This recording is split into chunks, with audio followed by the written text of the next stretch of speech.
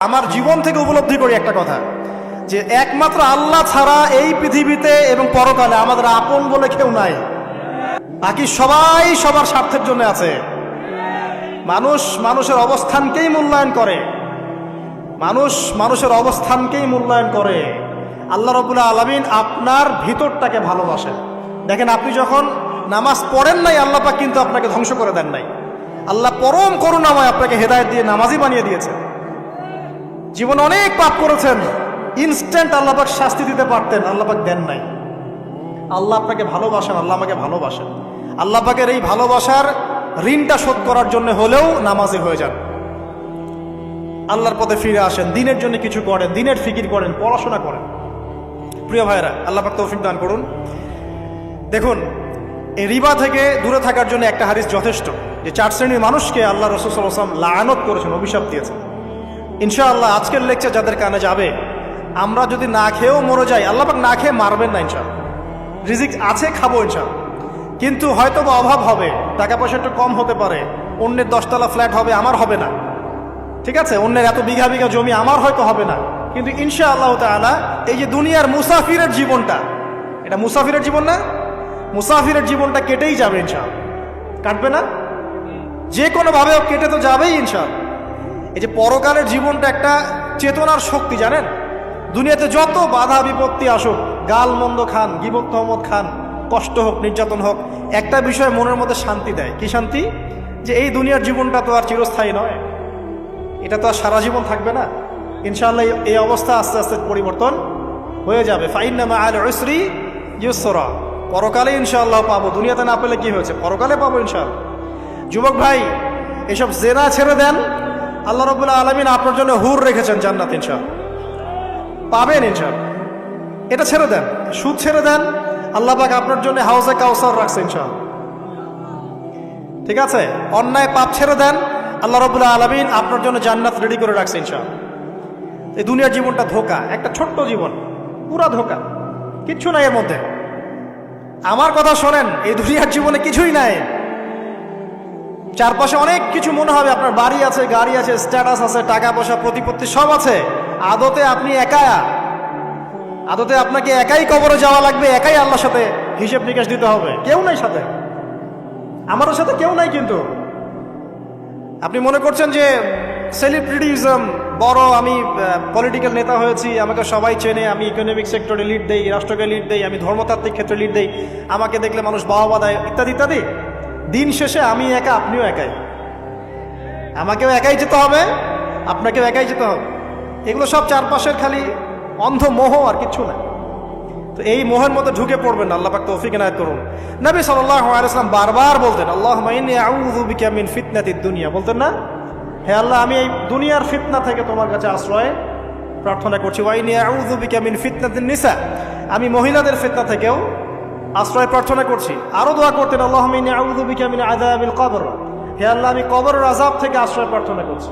ওয়া আযাবি জাহান্নাম, জাহান্নামের আযাব থেকে আশ্রয় প্রার্থনা করছি। ওয়া মিন ফিতনাতিল মাহইয়া ওয়াল মামাত, জীবন মৃত্যুর ফিতনা থেকে আশ্রয় প্রার্থনা করছি। ওয়া মিন শাররি ফিতনাতিল মাসিহিদ দাজ্জাল, এবং দাজ্জালের ফিতনা থেকে আশ্রয় প্রার্থনা করছি। দাজ্জালে পরে আসবো ইনশাআল্লাহ। রিবার বিষয়টা বলছিলাম, আইয়ামে জাহিলিয়াতের যে সেই রিবা এখনকার বিশ্বে আছে কি নাই বলেন? ওই সময় না হয় মক্কায় ছিল, এখন কি সারা বিশ্বব্যাপী নাই? বিশ্বের কোনো কান্ট্রি রিবা মুক্ত না, বিশ্বের কোনো দেশ রিবা থেকে মুক্ত থাকতে পারবে না, এই বিশ্ব পরিচালনা যারা করছে ওদের আন্ডারে থাকলে। কখন হবে বিশ্ব রিবা মুক্ত? একদিন বিশ্ব রিবা মুক্ত হবে ইনশাআল্লাহ। একদিন না একদিন এই বিশ্বটা সুদমুক্ত হবে ইনশাআল্লাহ তাআলা।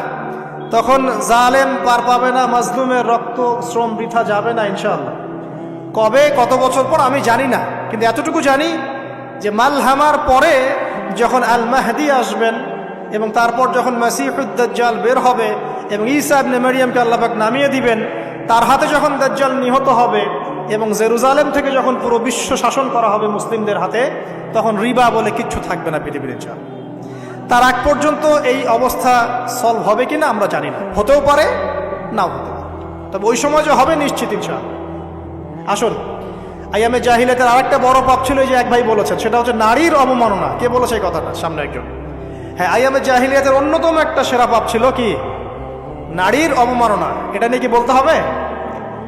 এখন ধর্মের মধ্যেও আমরা নারীদেরকে অবমাননা করছি।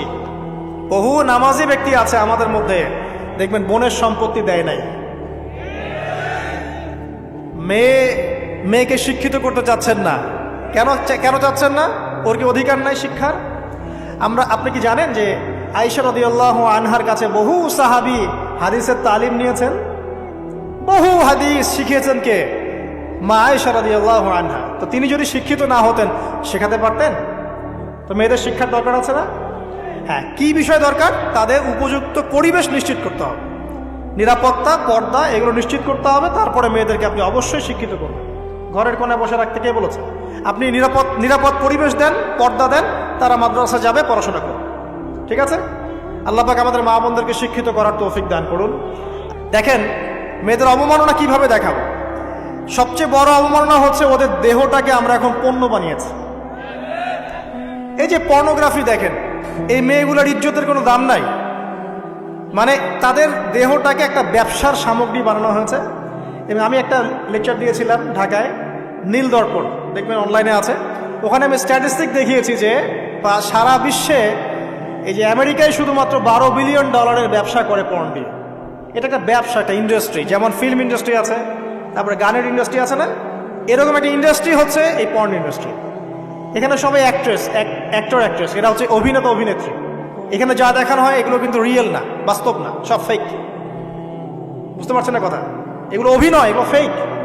এবং এটা একটা ইন্ডাস্ট্রি, এর মধ্য দিয়ে মেয়েদের দেহটাকে পণ্য বানিয়ে সারা বিশ্বে ব্যবসা করছে। এবং এর একটা অন্যতম উদ্দেশ্য হচ্ছে মুসলিম যুবকদের ঈমান যেন নষ্ট করা যায়। কারণ মুসলিম যুবকদের ঈমান চলে গেলে তারা নিশ্চিন্ত যে ওদের পথে আর কেউ বাধা নাই। কারণ ওদের এই জুলুমের পথে বাধা যদি কেউ দিতে পারে তাহলে কারা দিবে? মুসলিমরা। আর মুসলিমদের মধ্যে সবচেয়ে শৌর্যবীর্য কাদের মধ্যে থাকে? যুবকদের মধ্যে। তো যুবকদের ঈমান যদি চলে যায় তাহলে এদের আর কোনো সমস্যা নাই। তো এই বিষয়টা খেয়াল করবেন যে এটা একটা ইন্ডাস্ট্রি। সো এখানে আমরা মেয়েদের দেহটাকে আমরা কি বানিয়েছি? পণ্য বানিয়ে দিয়েছি। আর এখন তো চলছে কাপড় খোলা সংস্কৃতি। প্রত্যেকটা সেক্টরে আপনি গিয়ে দেখবেন মেয়েদের ইজ্জত, সম্মান, আব্রুটাকে উন্মুক্ত করে এটাকে দিয়ে আমরা বিজনেস করছি। আর এটা একটা বিজনেস। তো এখানে সমাধান কি? সমাধান আয়েশা রাদিয়াল্লাহু আনহা। সমাধানকে? সমাধান ফাতিমা রাদিয়াল্লাহু আনহা। সমাধানকে? সমাধান খাদিজা রাদিয়াল্লাহু আনহা। আমাদের মা, আমাদের বোন, আমাদের স্ত্রীদেরকে তাদের মতো করে মানুষ করতে হবে, গড়ে তুলতে হবে ইনশাআল্লাহ। দেখবেন নারীর সত্যিকারের সম্মান নিশ্চিত হবে ইনশাআল্লাহ। ইসলাম কি কখনো বলেছে যে মেয়েরা কাজ করতে পারবে না, পড়াশোনা করতে পারবে না ইত্যাদি? এই নাস্তিকরা তো ঠুনকো যুক্তি দিয়ে আক্রমণ করে। কে বলেছে? সমস্যা এমন ইসলামিক স্টেট আছে যেখানে একটা স্টুডিও, মনে করি স্টুডিও, ছবি তোলা হয়, কথার কথা, সেখানে সব কর্মী মহিলা, কোনো পুরুষ নাই। একটা মাদ্রাসা, সমস্ত কর্মী মহিলা, কোনো পুরুষ নাই। একটা স্কুল, সবাই মহিলা, কোনো পুরুষ নাই। ওখানে মেয়েরাই পড়ে, মেয়েরাই শেখায়। জায়েজ না? না জায়েজ? বলেন। একটা নিরাপদ পরিবেশে যদি মেয়েরাই মেয়েদের দায়িত্ব নিয়ে পড়াশোনা করায়, ব্যবসা করে, অন্য কিছু করে, জায়েজ না? না জায়েজ? তাহলে পরিবেশ নিশ্চিত করাটা হচ্ছে চ্যালেঞ্জ।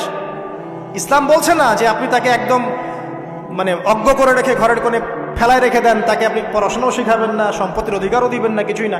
এগুলো ইসলাম কখনো বলেনি। বলেছে? আরে বোকা মানুষ!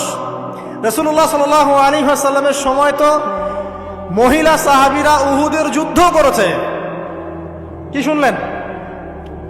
রাসূল সাল্লাল্লাহু আলাইহি ওয়াসাল্লামের সময় মহিলা সাহাবী উহুদের যুদ্ধও করেছে। উহুদের যুদ্ধের নাম শুনেছেন? ওখানে মহিলা সাহাবীও ছিল, তীরন্দাজ। তাহলে মহিলাটা কি করে নাই নবীর যুগে?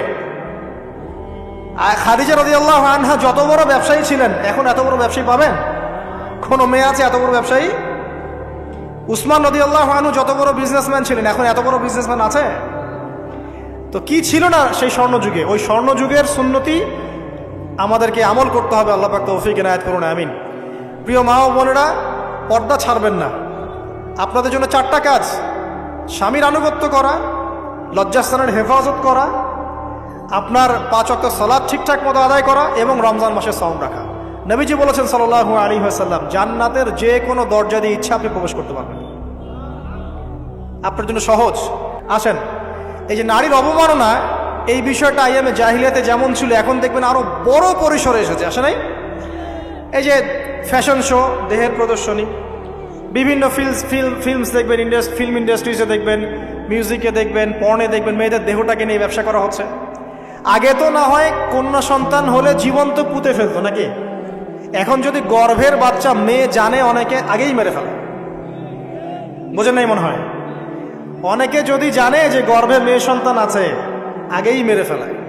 এমন অনেক দেশ আছে, আমি নাম বলছি না দেশের সঙ্গত কারণে, যে সেই দেশে এরকম মেয়ে সন্তানকে এই যে খালাস করে ফেলার, নষ্ট করে ফেলার, ভ্রূণ নষ্ট করার আলাদা ক্লিনিক আছে, আলাদা হসপিটাল আছে। বলে নাউজুবিল্লাহ। তো আসলে ওই 1450 বছর আগের মানুষটা বেশি বর্বর ছিল না আমরা বেশি বর্বর? এই যে অধিকারের কথা বলে বলে আমরা মেয়েদের দেহটাকে নিয়ে এখন মস্করা করছি, তামাশা করছি। সবচেয়ে সেরা অধিকার কোথায় পাবে? কোরআনে পাবে, হাদিসে পাবে, ইসলামে পাবে। তার পর্দা নিশ্চিত হবে, দেহ সেফ থাকবে, তার ইজ্জত নিশ্চিত হবে, ইজ্জত সেফ থাকবে, তার সম্মান সেফ থাকবে, তাকে রাজরানীর মতো স্বামী বাসায় রাখবে, কারণ সে হচ্ছে তার কাছে সবচেয়ে মূল্যবান প্রিয় বস্তু। শুধু তাই নয়, সম্পত্তির অধিকার তাকে দিতে হবে। একজন মেয়ে তার ভাইয়ের সম্পত্তি পাবে, তার বাবার সম্পত্তি পাবে, তার স্বামীর সম্পত্তি পাবে, সব দিক থেকে সে সম্পত্তি পাবে। আর একজন ছেলে কিন্তু সব দিক থেকে সম্পত্তি পাবে না। তো এই বিষয়গুলো যখন এক শ্রেণীর মানুষ বোঝে না, তখন ইসলামের বিরুদ্ধে অহেতুক প্রোপাগান্ডা চালানো শুরু। সবচেয়ে সেরা সম্মান রক্ষার উদাহরণ দেয়া হয়েছে ইসলামে, কোরআনে এবং হাদিসে।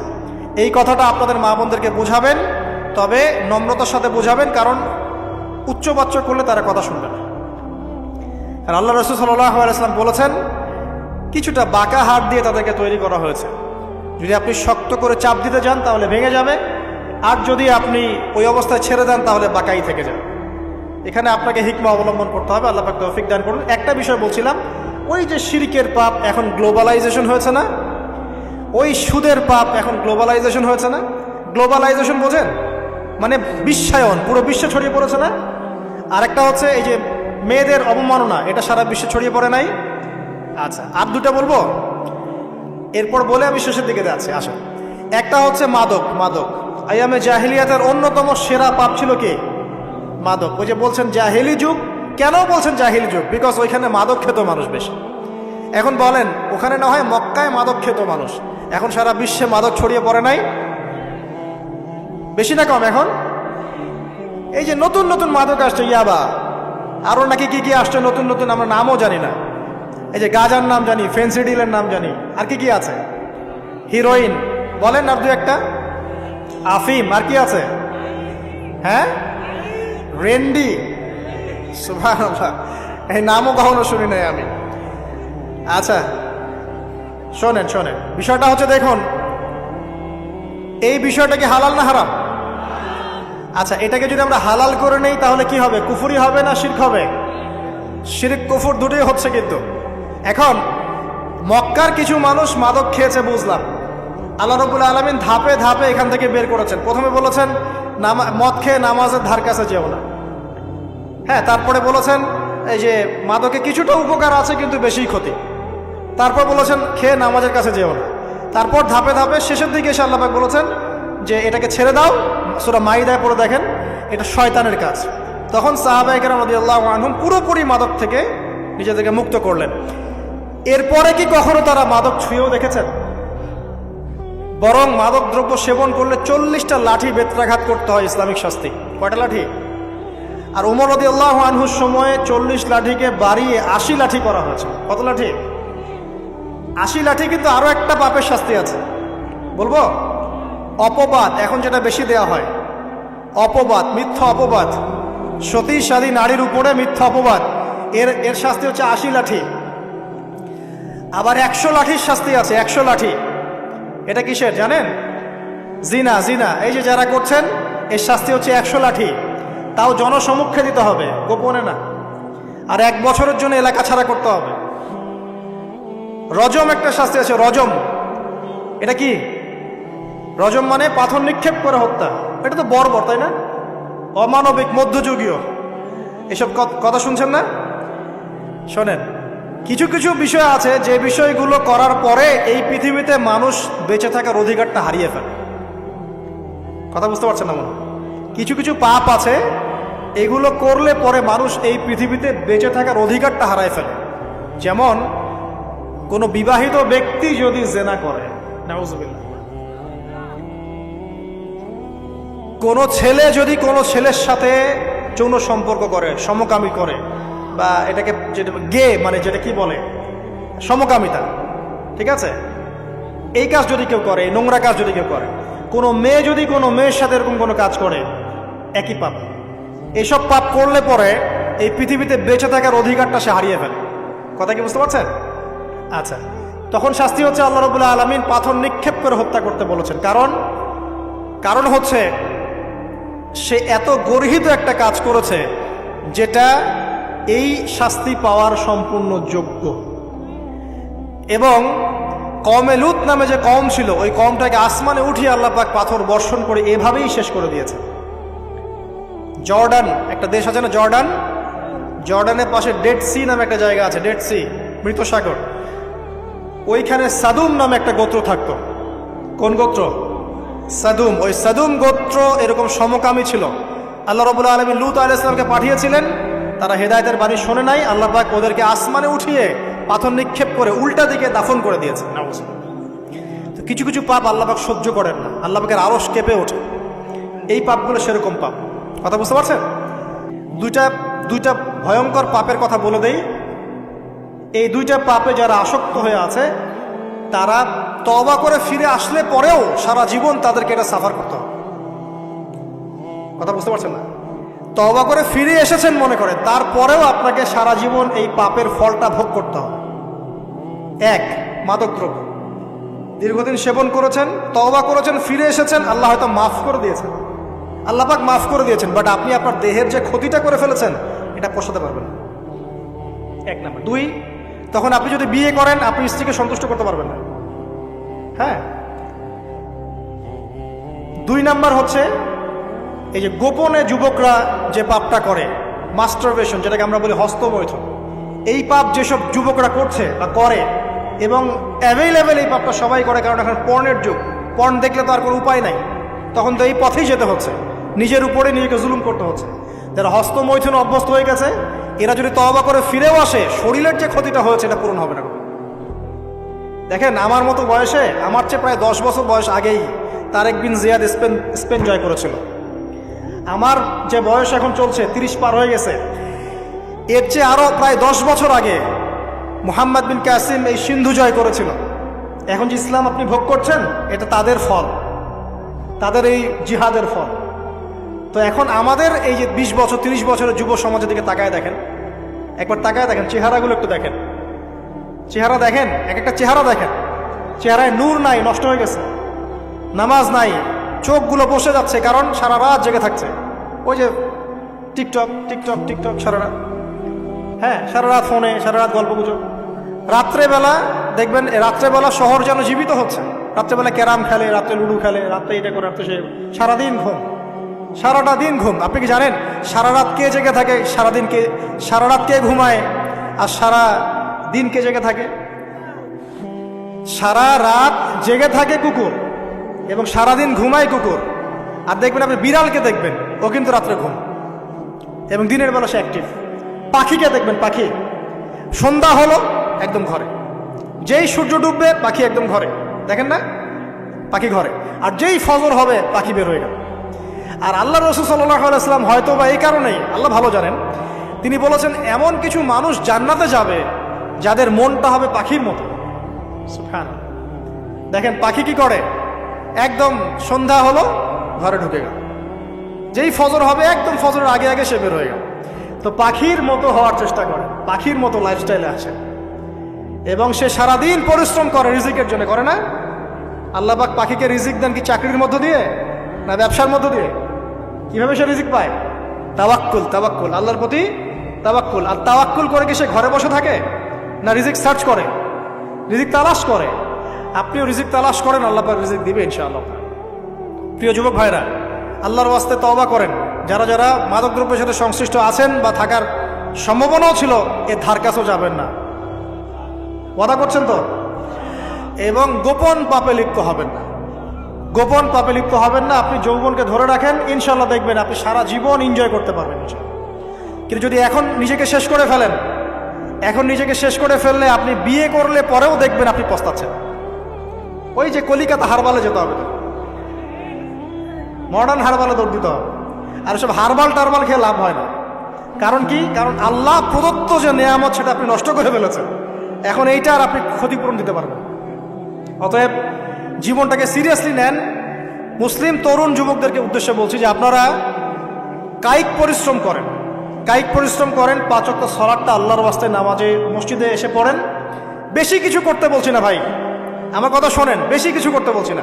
আল্লাহর ওয়াস্তে 5 ওয়াক্ত নামাজটা মসজিদে পড়েন, পারবেন না? আচ্ছা, ডেইলি 10টা পৃষ্ঠা করে কোরআন তেলাওয়াত করেন, পারবেন? আল্লাহ তৌফিক দান করুন। ডেইলি 2-4 টাকা করে সদকা করেন, পারবেন?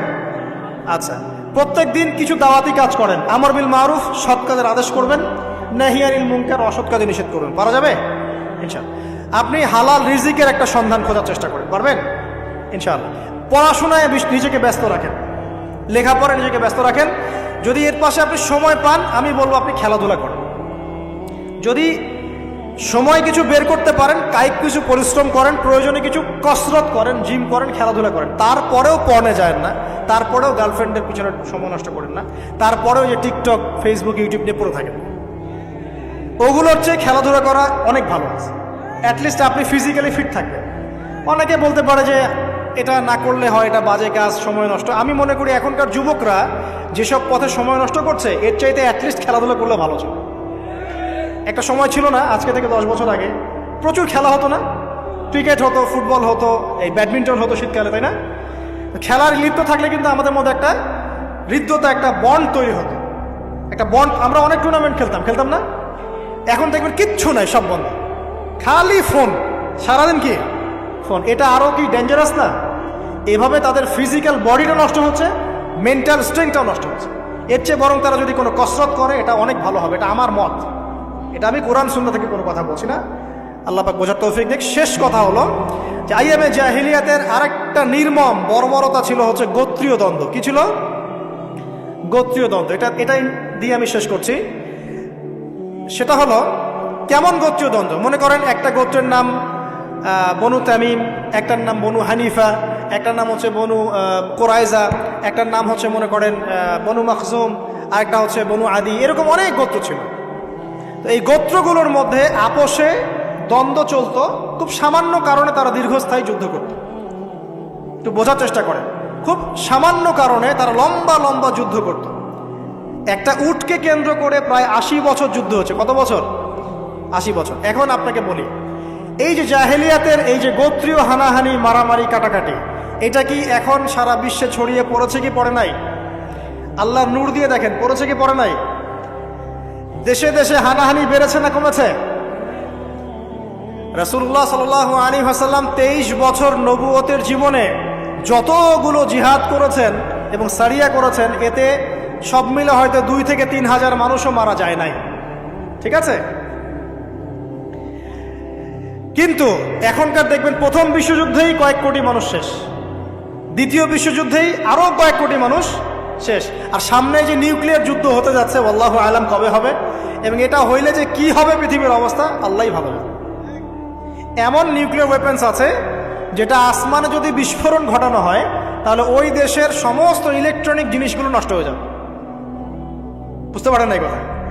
বোম মারতে হবে না পৃথিবীতে, মাটিতে বোমটা মারতে হবে না, আসমানে বিস্ফোরণ করে দিবে, তাতে আপনার পুরো দেশের যত ইলেকট্রনিক ডিভাইস আছে সব ড্যামেজ। এটা এই যুগ ভাইরা। দেখুন, আমি এক কথায় বোঝাতে চাইলাম যে জাহেলি যুগ আপনি যেটাকে বলছেন, আইয়ামে জাহেলিয়াত যেটাকে বলছেন, যে কারণে বলছেন, ওই কারণগুলো প্রত্যেকটা কারণ এখনকার বিশ্বে মজুদ আছে। শুধুমাত্র স্বল্প পরিসরে না, এখন বড় পরিসরে মজুদ আছে।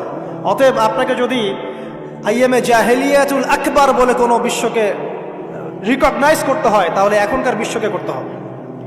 অতএব এই ওয়ার্ল্ড অ্যাফেয়ার্সটাকে বোঝেন, জাহিলিয়াতটাকে বোঝেন। এই জাহিলিয়াত থেকে উত্তরণের জন্যে সমাধান কে দিয়েছিল বলেন? ইসলাম কি সমাধান দেয়নি? ইসলাম সমাধান দিয়েছে, কোরআন সমাধান দিয়েছে, রাসূলুল্লাহ সাল্লাল্লাহু আলাইহি ওয়াসাল্লাম 23 বছরের মধ্যেই সমস্ত জাহিলিয়াতকে দূর করে দিয়েছেন, তাই নাই? বলেন 23 বছর পর কি মক্কায় শিরক ছিল? বলেন 23 বছর পর কি মক্কায় সুদ ছিল? 23 বছর পর কি মক্কায় জেনা, এই যে আপনার ব্যভিচার, এই যে আপনার মাদক, এই যে গোত্রীয় হানাহানি, নারীর অবমাননা, এগুলো ছিল? তাহলে একজন মহামানব তিনি 23 বছরের মধ্যেই পুরো সমাজটাকে সংস্কার করে ফেললেন না? সেই রাসূল সাল্লাল্লাহু আলাইহি ওয়াসাল্লামের সুন্নত কি মরে গেছে? সেই আল্লাহ কি মরে গেছেন? নাউজুবিল্লাহ। সেই আল্লাহ পাকের নাজিলকৃত কোরআন এবং হাদিস কি মরে গেছে? তাহলে সেই আল্লাহ যদি জীবিত থাকেন, সেই রাসূলের আদর্শ যদি জীবিত থাকে এবং সেই কোরআন যদি এখনও মুসলিমদের হাতে থাকে, তাহলে এখনকার বিশ্বের জাহিলিয়াত আমরা ফেস করতে পারবো না? পারবো না ইনশাল্লাহ? পারবেন ইনশাল্লাহ? কি করবেন তাহলে? মোটা দাগে কয়েকটা কথা বলে শেষ করে দিই। 1 নাম্বার, প্রিয় ভাই, জ্ঞান অর্জন করেন, প্রচুর পড়াশোনা করেন। জ্ঞান অর্জনের ক্ষেত্রে সাম্প্রদায়িক হবেন না, এতটুকু নিব এতটুকু নিব না, এর থেকে নিব ওর থেকে নিব না, এমন হবে না। জ্ঞান যেখানে পাচ্ছেন নিতে থাকেন, আল্লাহ পাক আপনাকে নূর দিবে ইনশাআল্লাহ। আল্লাহ যখন আপনাকে নূর বা আলো দিবে তার পক্ষ থেকে, আপনি এমন কিছু দেখবেন যা অন্যরা দেখতে পারছে না। আপনি খিজির হয়ে যাবেন ইনশাআল্লাহ আলাইহিস সালাম। যে মুসা আলাইহিস সালাম বুঝতে পারছেন না কেন নৌকা ফুটা করছে, কেন বাচ্চাকে হত্যা করছে, আর কেন দেয়াল নির্মাণ করছে, কিন্তু খিজির আলাইহিস সালাম বুঝতে পারছেন কেন এগুলো করতে হচ্ছে। 2 নাম্বার, প্রিয় ভাই, আপনার হায়াতটাকে মূল্যায়ন করেন। আজকে তওবা করে ফিরে আসেন, 5 ওয়াক্ত নামাজি হয়ে যান, সময় অপচয় বন্ধ করেন, যৌবনকালটাকে কাজে লাগান, সিরিয়াস হন, জীবনটার ব্যাপারে সিরিয়াস হন। জীবনটা কিন্তু হেলায় খেলার বিষয় না। একবার চলে গেলে, একবার মৌত হয়ে গেলে কান্নাকাটি কোটি কোটি বছর করলে আল্লাহ পাক আর দ্বিতীয়বার পৃথিবীতে ফিরাই দিবে না, দিবে? তো কি কারণে আমরা আমাদের সময়টাকে হেলায় নষ্ট করছি? সুযোগ আছে কোনো সুযোগ নাই। যেই কাজের পরকালীন কোনো ফায়দা নাই, সেই কাজে আমি নাই। সোজা কথা বোঝেন? যেই কাজে পরকালের কোনো ফায়দা নাই সেখানে আমি নাই, এরকম আকীদা লাগবে। যুবক ভাইদেরকে আমি অনুরোধ করবো যে আপনাদের যৌবনটা আগামী মুসলিম উম্মার ভবিষ্যৎ। এই যে বলে না যে জাতির কাণ্ডারি হবে অমুক তমুক, কেউ জাতির কাণ্ডারি হতে পারবে না। জাতির কাণ্ডারি যদি হতে চায় তাহলে মুসলিম যুবকরাই হতে পারবে ইনশাআল্লাহ। যারা সারাদিন মাদকদ্রব্য সেবন করে এরা জাতিকে কিচ্ছু দিতে পারবে না। যারা সারাদিন হকি স্টিক নিয়ে ঘুরছে আর নির্মমভাবে মানুষকে মারছে, এরা জীবনেও জাতিকে কিচ্ছু দিতে পারবে না। ফাসাদ সৃষ্টি করা ছাড়া কিচ্ছু করতে পারবে না। দেশকে, জাতিকে এবং উম্মাকে যদি এগিয়ে নিতে হয় শুধু মুসলিম যুবকরাই পারবে ইনশাআল্লাহ। এবং কারা পারবে? যারা অন্য ধর্মের মানুষ কিন্তু মনটা স্বচ্ছ সৎ, তারাও পারবে। যাদের মনে সততা আছে অন্য ধর্মের হলেও তারা পারবে ইনশাআল্লাহ। যার মনে সততা নাই সে পারবে না। করাপ্টেড, দুর্নীতিপূর্ণ মন নিয়ে কখনো দেশের খেদমত, জাতির খেদমত করা যায় না। বাংলাদেশের সবচেয়ে বড় সমস্যা দুর্নীতি। বাংলাদেশের 1 নাম্বার সমস্যা দুর্নীতি। দুর্নীতি যদি না থাকতো আর সমস্ত কালো টাকা যদি সাদা করা যেত, বাংলাদেশের মানুষকে আজকে না খেয়ে মরতে হতো না। সামনের দিনগুলো কঠিন হবে, ভয়াবহ হবে, এটা সবাই বুঝতে পারছে, হয়তো শুধু আপনারা পারছেন না। আল্লাহ পাক আপনাদেরকে বোঝার তৌফিক দান করুন, আমিন। সামনে যান, নিজের জীবনকে কাজে লাগান, যৌবনকে কাজে লাগান, একটা হালাল রিজিক সার্চ করেন।